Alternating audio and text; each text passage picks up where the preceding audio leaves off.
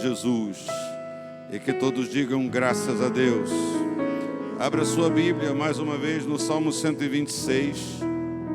Eu vou fazer a leitura deste salmo que lemos no começo do culto. E nós vamos pensar aqui algumas coisas, compartilhar alguns pensamentos do salmo. Diz: quando o Senhor restaurou a sorte de Sião, ficamos como quem sonha. Então a nossa boca se encheu de riso e a nossa língua de júbilo. Então entre as nações se dizia: grandes coisas o Senhor tem feito por eles. Com efeito, grandes coisas fez o Senhor por nós, por isso estamos alegres. Restaura, Senhor, a nossa sorte como as torrentes no Neguebe. Os que com lágrimas semeiam, com júbilo ceifarão.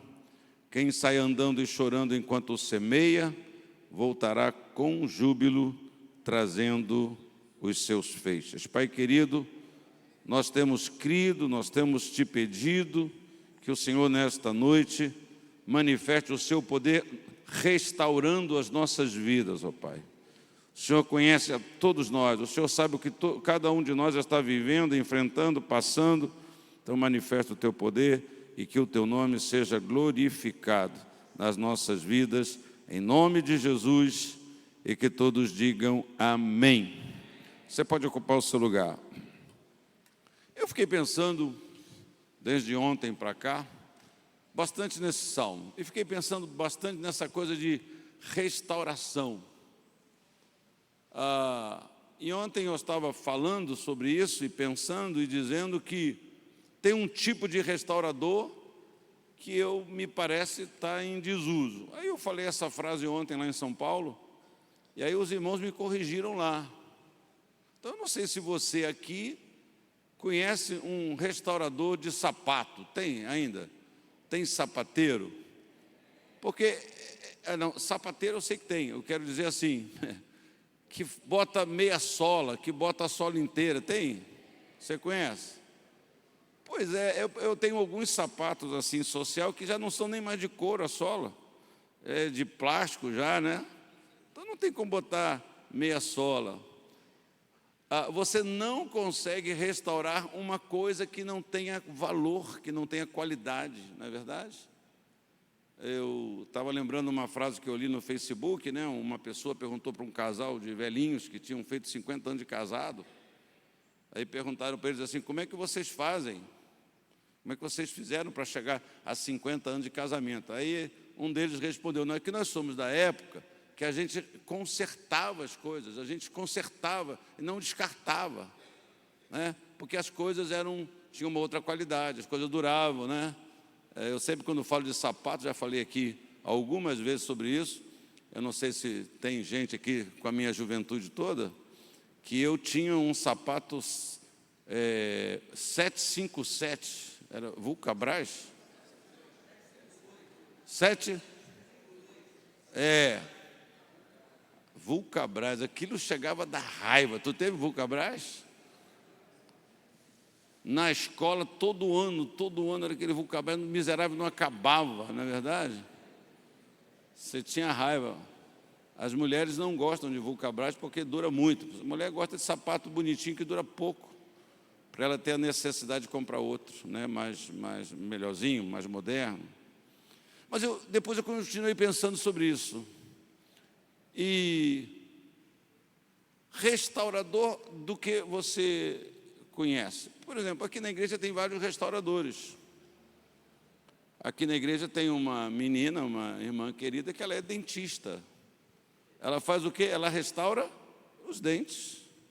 O médico é um restaurador.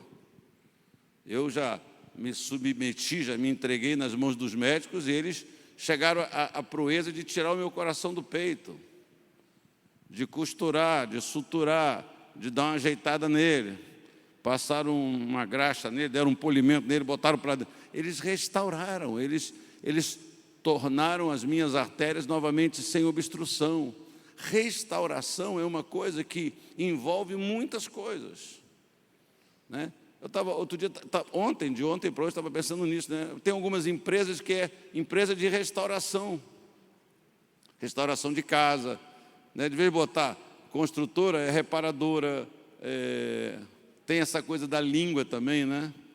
Você sabe que o espanhol tem muita coisa legal, muita coisa interessante, né?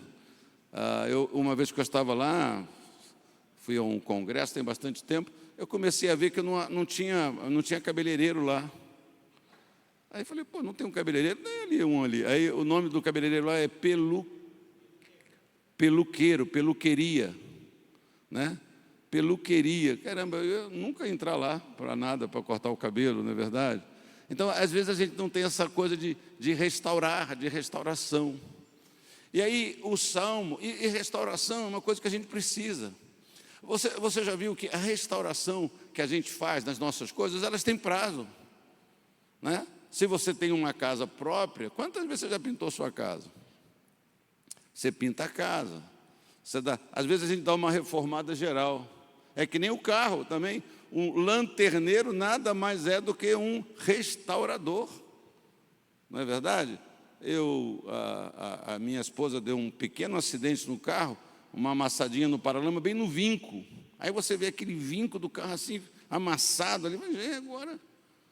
Aí o cara vai, restaura, tal. Dependendo, é um trabalho muito cuidadoso, muito minucioso.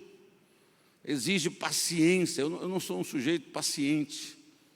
Eu não sou um sujeito habilidoso com trabalhos manuais. Quem é habilidoso com trabalhos manuais aqui? Né? Você é? Então, a minha esposa é um pouco. Eu creio, a minha mulher diz que não. Minha mulher está tentando me convencer a fazer crochê.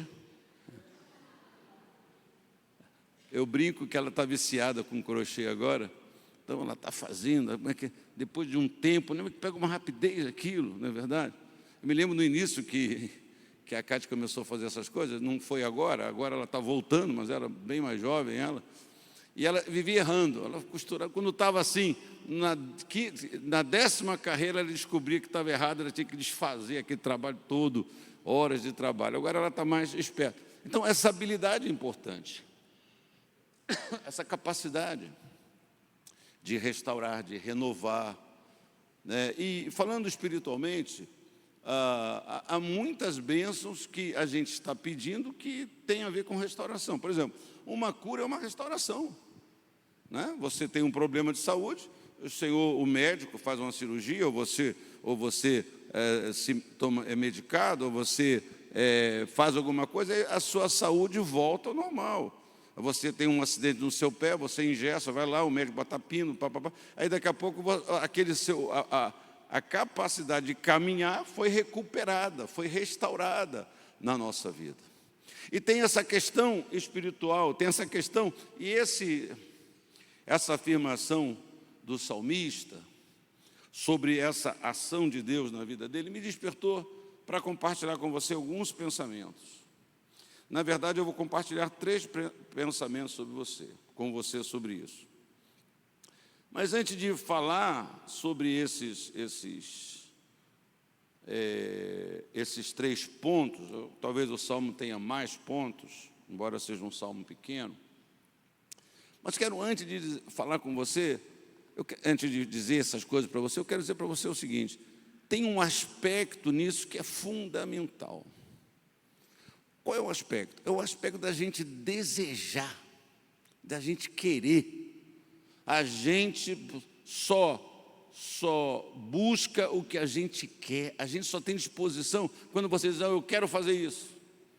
Às vezes você pergunta para a pessoa, o que você quer? O meu sonho é comprar um carro. Você chega para um rapaz de 15 anos, 16 anos, qual é o seu sonho material? O meu sonho é comprar um carro. Aí pergunta para ele assim, não, mas eu não tenho, mas você começou a guardar o seu dinheiro para isso. Você quer uma coisa, mas você não se prepara.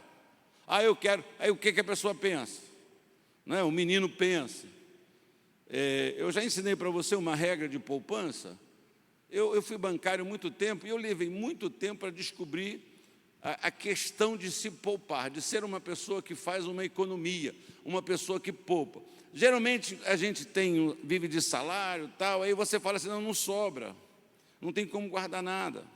Aí a gente pensa assim, bom, quando você tem R$100, por exemplo, você fala assim, pô, eu vou guardar R$100 na poupança. Olha o pensamento errado da gente. Eu vou guardar R$100 na poupança. E quanto que vai me dar de juro? Vai me dar nada. Porque R$100, o juro da poupança, você que tem dinheiro na poupança, quanto é que está rendendo a poupança? Você nem sabe, você nem quer saber, é tão pouquinho. Então, mas geralmente está uma média de 0,50%, 0,50%. Então você pensa assim, eu tenho, quanto é 0,50% de R$100, irmão? 50 centavos. 50 centavos. Aí eu, durante muito tempo, pensei assim, peraí, entre guardar R$100 para ganhar 50 centavos, vamos comer uma pizza, porque uma pizza dá mais resultado, dá mais alegria, dá mais satisfação. Mas aí é que está o nosso erro, porque o barato de começar a poupar não é o rendimento, sabia disso? O barato de começar a poupar é não gastar aquele dinheiro, é se convencer que você passou um mês e não gastou aqueles R$100, e não guardou aquele valor. Durante um período da minha vida, eu fui no banco e falei para o banco, todo mês tirar R$100, depois que eu recebi o salário, eu recebo o salário no final do mês, dia 5, todo dia 5 você transfere R$100 da minha conta para uma poupança. Irmãos, isso ficou lá anos. Eu nem, quase que me esquecia daquele. De vez em quando, eu olhava o estado da minha conta, R$100 depositou, eu me lembrava. Depois, eu não sei dizer para você quantos anos, se foram 10 anos, se foram 9, eu fui lá, me dá uma mensagem lá, eu tinha R$14 mil numa poupança. Aí eu fiquei com aquele extrato dizendo assim, poxa, se eu não tivesse feito essa coisa, quanto que eu teria? Nada, porque você gasta, é fácil gastar. Então, você que pensa assim, pô, eu não tenho uma poupança, você conversa com os irmãos aí mais simples até, que eles sabem isso, que a questão deles não é ter juro, ter o rendimento, não importa. O barato, a vitória é, olha aí, está vendo? Virou o mês e eu não gastei aquele dinheiro. Eu não gastei. Aí você passa, aí imagina quantas pizzas eu podia comer depois, não é verdade? E aí você entra numa dinâmica tão importante. Deve ter uma razão porque eu estou falando isso para você. Semana retrasada eu almocei com um bispo, não da Nova Vida, de outra igreja, e no almoço eu contei isso para ele assim, e ele mandou uma mensagem para mim, ele falou para mim assim, Miguel, você não sabe porque você está me falando isso, mas você está me falando isso, Deus mandou você me contar essa historinha simples, banal, corriqueira, que para muita gente não é, um homem da minha idade. E ele falou assim, poxa, você precisava ter me falado isso há muito tempo atrás. E eu disse, eu não falei porque eu achava que você já era rico naquela época, mas achei que não precisava. Mas então, vamos falar sobre isso aqui. Querer, desejar, isso é uma chave para ser restaurado. Por que você não é restaurado? Porque você não busca. Vamos fazer um culto, aí você vem, aí você deixa tudo a cargo do pastor. Às vezes o pastor ora, restaura, mas você está ali.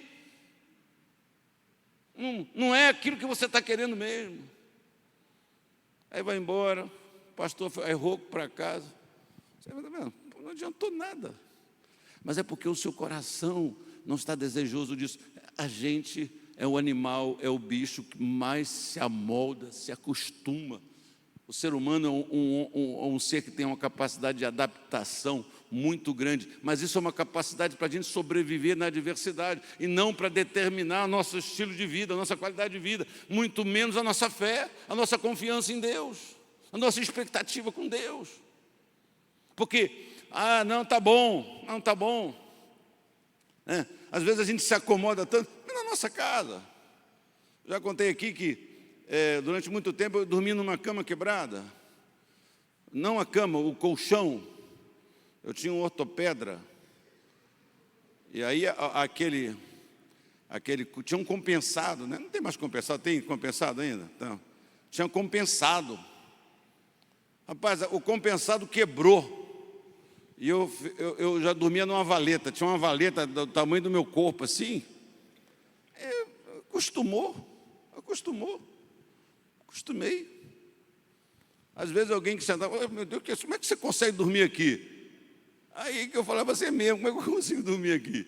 Porque a gente se adapta, a gente se acostuma ao bom. Dizem que é fácil se adaptar a uma coisa boa, é mais difícil se adaptar numa coisa que não é tão boa assim, ou quando a gente regride na vida. Então deixa eu dizer para você o que eu preciso dizer aqui, que eu quero tirar 3 coisas sobre isso aqui. A primeira é que na nossa vida, na vida espiritual, restauração, coloca isso na sua cabeça, é uma obra soberana de Deus. Restauração não é uma obra de homens, não é uma obra de pessoas, não é uma obra da igreja. Restauração é uma obra soberana de Deus, essa restauração que a gente precisa. O salmista clamou: restaura, Senhor, a nossa sorte. Restaura, Senhor, a nossa sorte. Essa é uma ação de Deus, essa é uma graça de Deus, essa é uma bênção de Deus. Às vezes a gente sabe um pouquinho, a gente tem um pouquinho, a gente conhece algumas pessoas, a gente acha que a gente vai dar jeito da nossa própria vida. A gente vai usar recursos para restaurar e não vai funcionar. Não vai funcionar. Por que a gente leva tempo? Por que a gente só quando está tudo arrebentado mesmo, que a gente vai buscar o Senhor? Que a gente vai se humilhar para dizer: Senhor, muda, renova, restaura. E às vezes, porque a gente inverte o processo, a gente nem mais acredita que Deus, porque a gente fala muito de Deus na nossa vontade. Ah, Deus me mandou fazer isso. Você deve aprender a você dizer para você mesmo: Deus não mandou nada. Tem que se humilhar e dizer: fui eu que quero fazer, eu que acho que eu posso fazer, eu que acho que eu tenho condições de fazer. Porque restauração é esta ação. Não podemos produzir a nossa própria restauração, claro, espiritual, interior. Não podemos. O remédio para uma pessoa enferma não está nas fórmulas das novidades do mercado da fé, porque hoje nós temos um mercado da fé. Tem um mercado da fé. Mas a solução está no próprio Deus.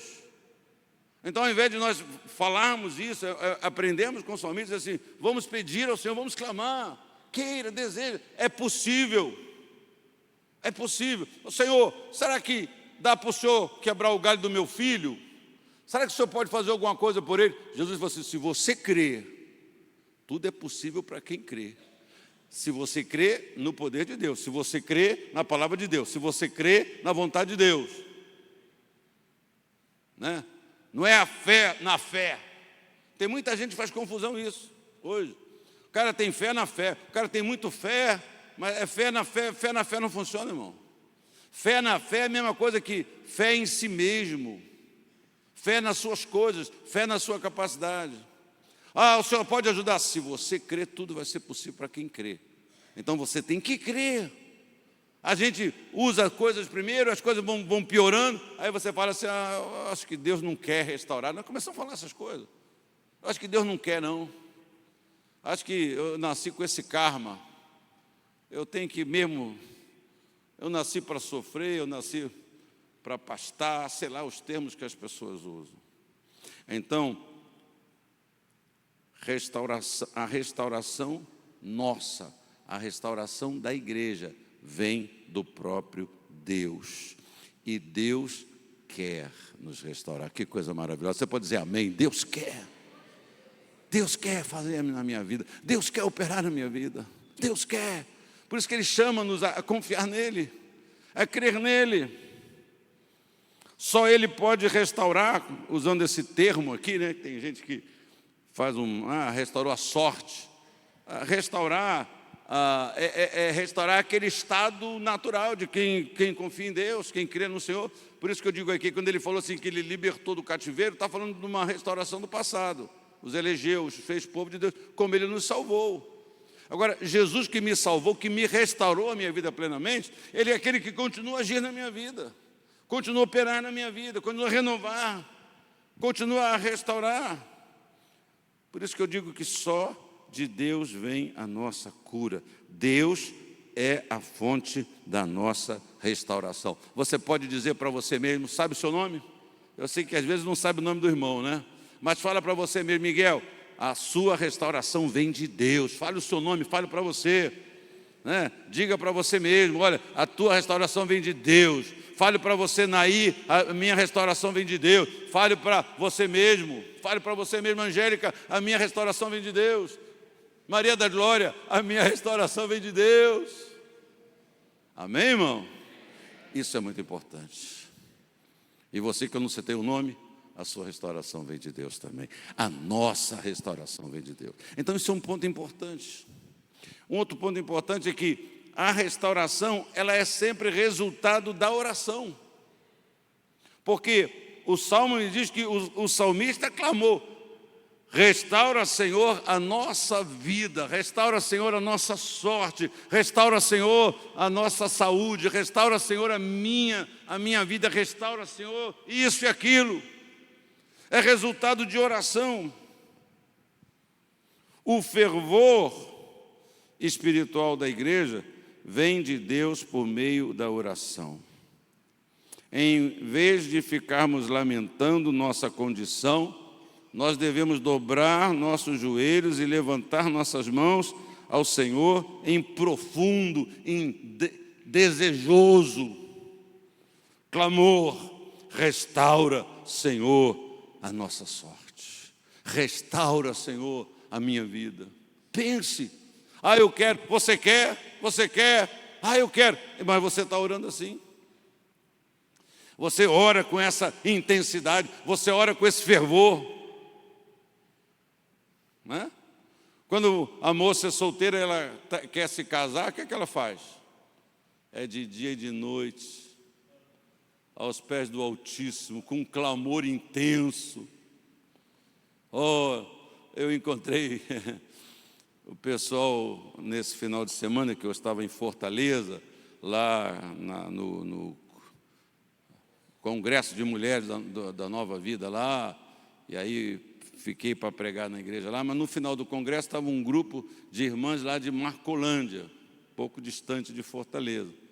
E eu já conheço as irmãs lá, e no final me abraçaram, todo mundo. Não sei qual foi o assunto que elas falaram, assim, era sobre esse negócio de casamento. Tem viúvas, as irmãs de 40 anos, 40 e poucos anos, aí me cercaram assim. Aí eu falei o que eu falei aqui, eu falei: irmão, meu nome é Miguel Casamenteiro. Moça que não tem namorado, me dá um abraço depois do culto que, olha, cadê a Tati? A Tatiane, ela é testemunha disso. Ainda casou com um sujeito chamado Lindo Osvaldo. Olha só como é que é o negócio. O negócio é intenso, é profundo. E eu falei isso para lá, elas: bispo, tal, porque lá em Marcolândia está brabo. Eu falei: irmã, está brabo em tudo que é lugar, irmão. O negócio está difícil.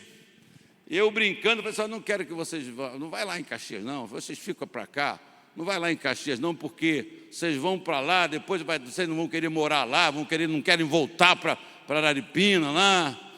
Elas estão animadas para vir aqui, viu? Depois os irmãos que estão solteiros, estão aí na dependência do Todo-Poderoso, fala comigo, que eu vou fazer um cadastro e vou chamar a turma lá de Marcolândia para cá, para Deus restaurar a sua felicidade, sua vida. Oração, irmãos, oração. Quando a gente deseja, né? Você quer, Senhor, me tira dessa situação. Senhor, você deseja uma mudança, você busca. Será que nós estamos buscando com intensidade essa? A gente olha para a nossa vida, está desanimado, está cansado, está assim, está assado. Todo mundo está, mas viver assim para sempre, sempre cara feia, sempre cara baixo, sempre assim, sempre desanimado. Não é? Tem que buscar Deus. Não, Deus tem restauração para a minha vida. Você crê nisso? Você não fala nada, eu não sei se você crê, eu tenho que perguntar se você crê. Eu creio que quando o incenso da oração sobe, a restauração do Senhor desce sobre nós, desce sobre a nossa vida, sobre o nosso coração.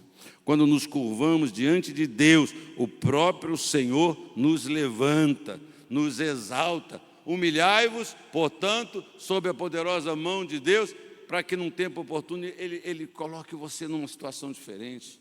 Ele tire a sua vergonha. Você sabe a história de Ana. Aliás, eu li uma frase, não sei se você tem que pesquisar, né? O pessoal bota muita coisa.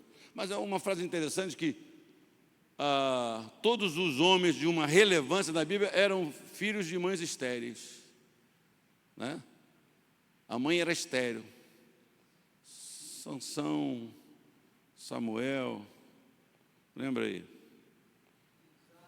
Isaac. Homens, né?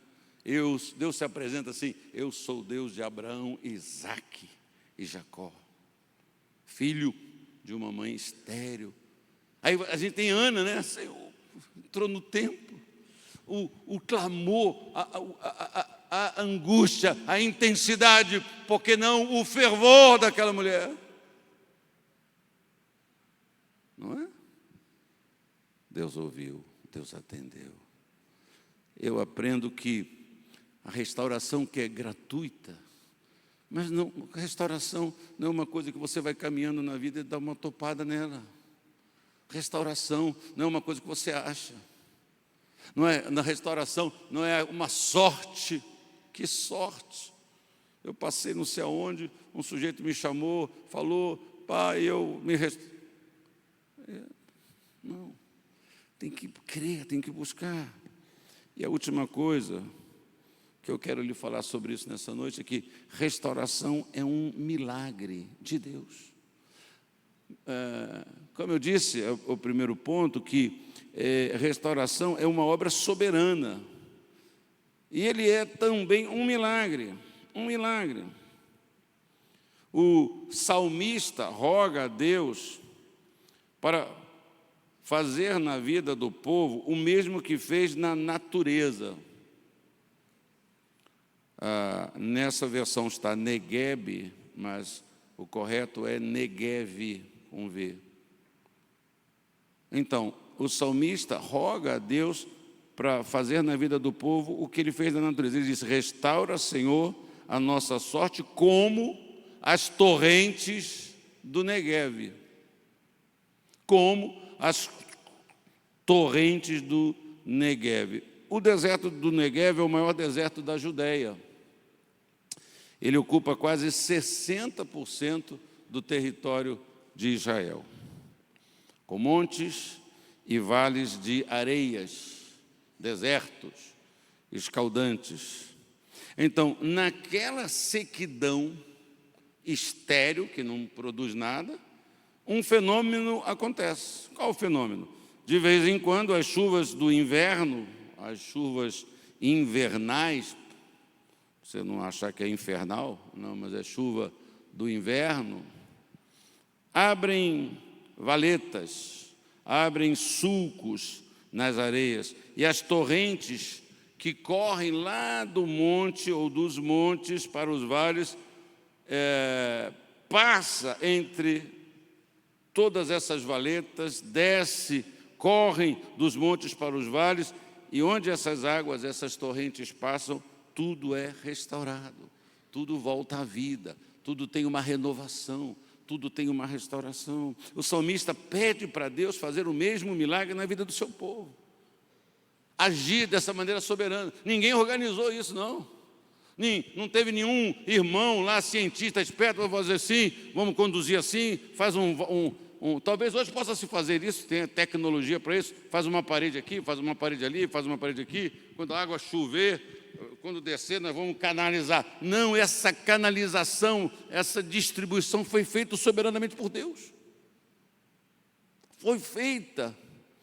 Por isso que eu digo que restauração é sempre uma coisa assim, um milagre. É um milagre. Pena que a gente não peça muito esse milagre. Pena que nós estamos muito fixados em pedir um milagre que é até a restauração, só que a gente está só preocupado às vezes com recursos, com isso, coisas que todo mundo precisa, que é necessário, amém, amém, amém, mas nós temos que abrir o nosso coração para o Senhor. E eu penso que é desse modo também que eu e você, que nós, a igreja, precisa ser restaurada pelo Senhor. Amém, amado irmão? Amém? O bispo está falando isso, mas eu estou precisando de outra coisa. Não, a gente está precisando de uma restauração. Pode ser até na sua saúde mesmo, mas sempre vem pela ação soberana de Deus. Sempre vai se traduzir num milagre, não apenas numa coisa humana, numa capacidade humana de lidar, de manobrar. Sempre é uma manifestação de Deus na nossa vida. Amém, irmãos? Então eu quero convidar você a ficar de pé comigo, a se colocar de pé. E eu vou falar para você pedir, né? Falar para você, e você deve estar atento para uma coisa que eu vou lhe dizer. Às vezes a restauração numa ordem prioritária, às vezes a restauração que a gente precisa não é aquela que a gente está pedindo, sabia? Não é aquela que a gente está enxergando. Às vezes, para mim, para você, certas coisas são as mais urgentes. E a gente só consegue ver essas coisas de per si. Não consegue olhar mais distante, mais longe, mais aberto à visão da coisa. E aí Deus sabe aonde Ele precisa agir primeiro na nossa vida. Às vezes a gente está pedindo, né? Porque todos nós precisamos de um emprego. Um dos nossos pastores ligou para mim para falar uma situação do irmão. Bispo, aconteceu isso. O irmão veio da igreja falando a verdade, e a oferta da igreja naquele culto foi muito pequena. Ele passou uma mensagem para mim dizendo: bispo, olha, eu dei toda a oferta para aquele irmão. Não chegava nem ao ponto de resolver o problema dele, mas para ele comer, para ele comprar alguma coisa para a casa dele e tal. E eu falei que ele tinha feito bem e falei para a gente conversar com o irmão para ajudar. Então, às vezes, a gente acha que é isso. Às vezes Deus quer te abençoar de tal maneira que, diante de te dar não o emprego que você está pedindo, mas um emprego melhor, Ele precisa restaurar outra coisa na sua vida. Ele precisa restaurar outra área da sua vida, do seu coração, do seu pensamento. Não tenha medo de pedir a Deus. Quem crê, a fé fala. A fé fala. Quem crê, fala. Quem crê, pede. Quem crê, clama. Quem crê, clama. O clamor do salmista, dizendo: Senhor, restaura. Não foi um clamor de dúvida, de desespero, de aflição. Foi um clamor de fé. Foi um clamor de confiança. Não tenha medo de pedir. Se você pedir pão, o Pai não vai lhe dar escorpião. Não tenha medo de pedir. Amém, amado irmão? Então vamos fazer isso. Curva a sua cabeça e fale com Deus agora. E peça a Deus. Peça a Deus. Peça a Deus. Senhor, restaura. Restaura, Jesus. Restaura, Jesus. Restaura, Pai.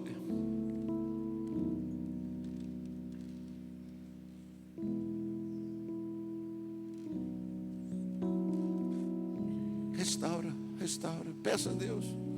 Não se preocupe.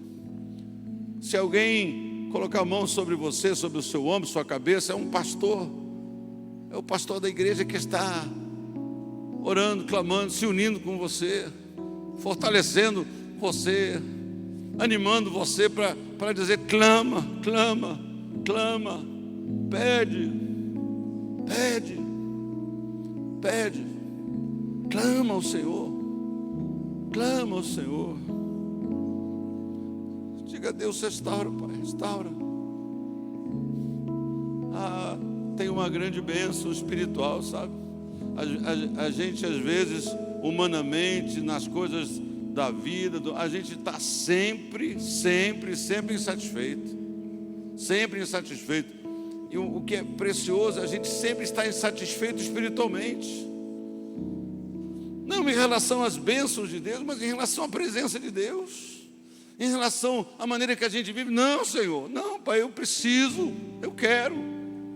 Eu não quero ser melhor do que ninguém, eu não quero aparecer, eu não quero ser mais espiritual, eu quero ser um crente cheio de Ti, Pai.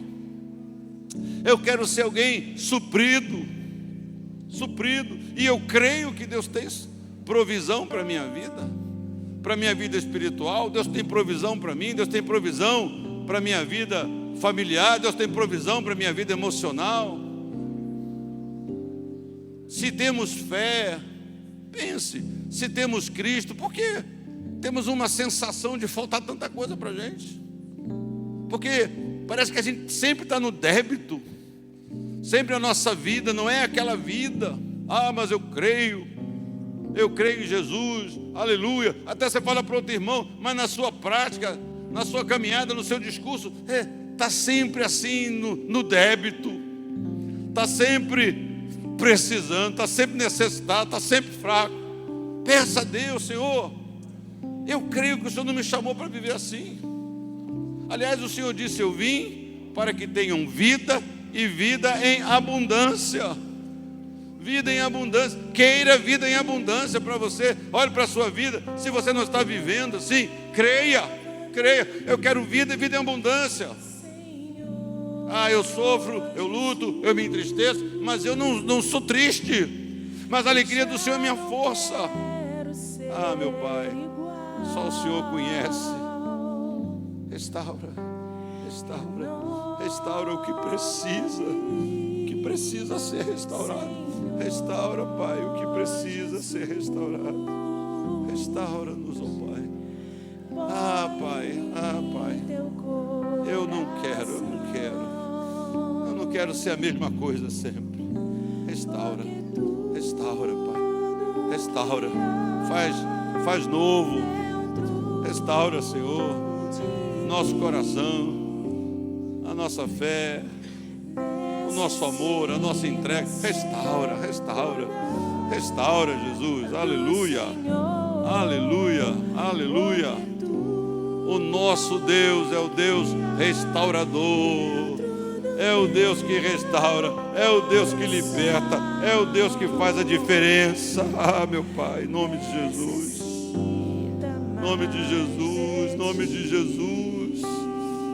de Jesus. O Senhor sabe, o Senhor conhece. Ajuda, Pai. Toca, Pai. O Senhor sabe. Anima tua filha. Anima, que a tua palavra enche o coração de esperança, de certeza, de coragem, de força, de fé. O Senhor quer me restaurar. Aleluia. Esse é o milagre do meu Deus na minha vida. Não sou eu só que quero, é o Senhor que quer, é o meu Deus que quer. É o meu Deus que me abençoa, Pai. Restaura meu irmão.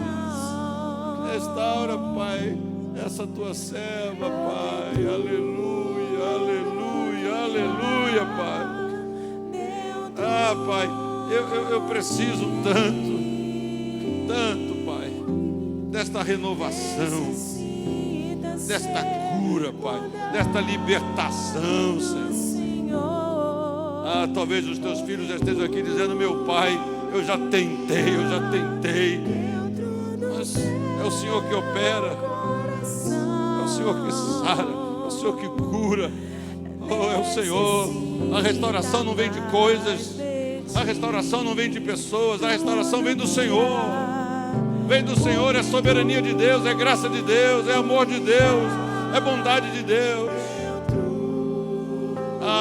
Quando acontecer isso eu vou ficar bem, quando acontecer aquilo eu vou ficar bem, a minha vida vai mudar. A minha vida só vai mudar quando o Senhor me restaurar. Aleluia. A minha vida só vai ser a vida que o Senhor planejou quando Ele age. Pai, que nós nos acheguemos diante de Ti com esta força, com este desejo, com esta confiança. Eu quero. Senhor, restaura.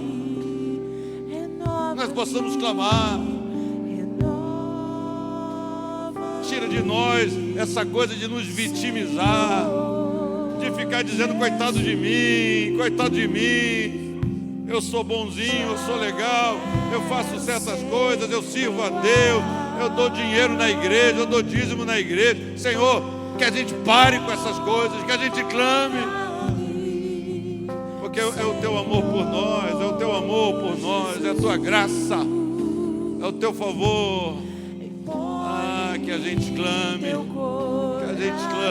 Pai. Não quero, não posso, preciso. Eu preciso, Pai, preciso, Senhor. Graças eu te dou, Pai. Eu oro pelos teus filhos. Os teus filhos já experimentaram essa graça, já foram transformados, libertos. A mudança da nossa vida é vista. Ah, meu Pai, opera, Pai. Tira de nós a dormência, tira de nós a sonolência, tira de nós a passividade. Pai, em nome de Jesus, nome de Jesus, nome de Jesus, nome de Jesus, nome de Jesus. Nós ficamos pensando, o que é que acontece, Senhor? O que está acontecendo? Tanta gente desanimada, tanto crente desanimado, tanto crente assim, abrindo mão do serviço, do trabalho, da entrega, da obra. Oh, Pai, muda a nossa vida. A igreja tal, o pastor tal, não sei mais lá o quê, e nós vamos continuando do mesmo jeito. Toca, Pai, nesta tua filha. Oh, Jesus, restaura ela, Pai. Restaura ela, Jesus. Restaura a vida dela. Restaura teu filho. Restaura a fé. Restaura a pureza, a simplicidade. Pai, aonde foi que nós nos perdemos? Aonde foi que nós nos desviamos? Manifesta a tua glória, a tua graça e o teu poder, Pai. Restaura, restaura, restaura. Renova, muda, restaura, Pai. Restaura, Pai, restaura. Restaura, Pai. Restaura, Pai.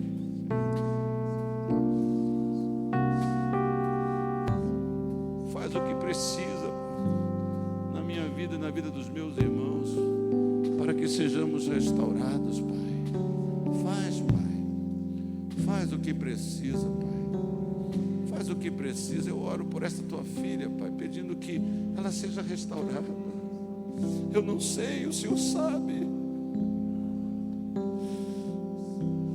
Às vezes estamos tão fracos, tão desanimados, que nem consideramos mais essa possibilidade, que nem consideramos mais esse milagre.